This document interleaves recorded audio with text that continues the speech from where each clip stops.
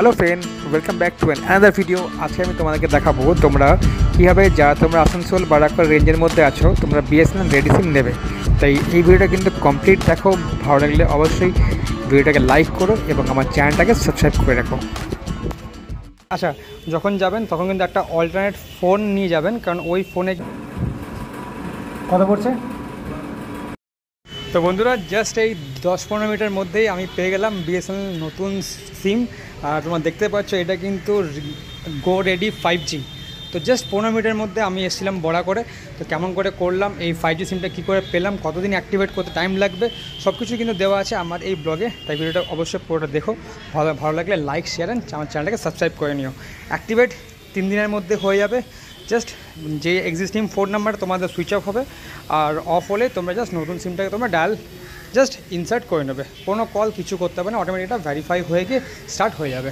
চলো শুরু করা যাক আজকের ভিডিওটা। তো বন্ধু, এটা হলো স্কুলটা, এটা হলো বিএসএনএল অফিস। দেখো খালি অবস্থা বিএসএনএল অফিসের। কী সিম কার্ড কিনবো দেখি।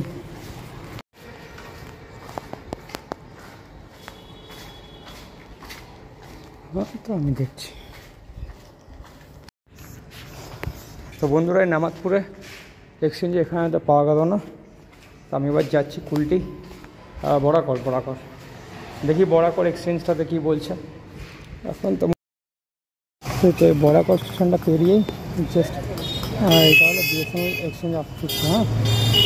হ্যাঁ, টেলিফোন চলো গিয়ে একবার দেখে আসি। নামাজপুর থেকে তো বললো এখানে পাওয়া যাবে। কি অফিসটা হয়েছে, অবস্থা কি। এই তো হলো মেনটেন্যান্সের অভাব। গভর্নমেন্ট টেলিকম অফিস, তাই এরকম অবস্থা হয়েছে। Customer service control.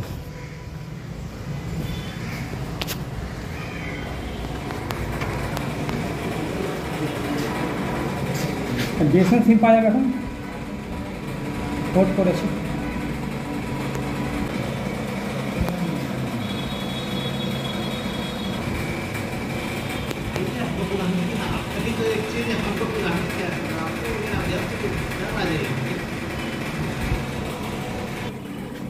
बीएसएनएल का सिम पोर्ट करने होगा, सिम मिल जाएगा। नामदपुर एक्सचेंज में गया था तो वहाँ से बोला हाँ दादा पोर्ट হবে সিম আছে তো। কত পড়ছে? 800 টাকা।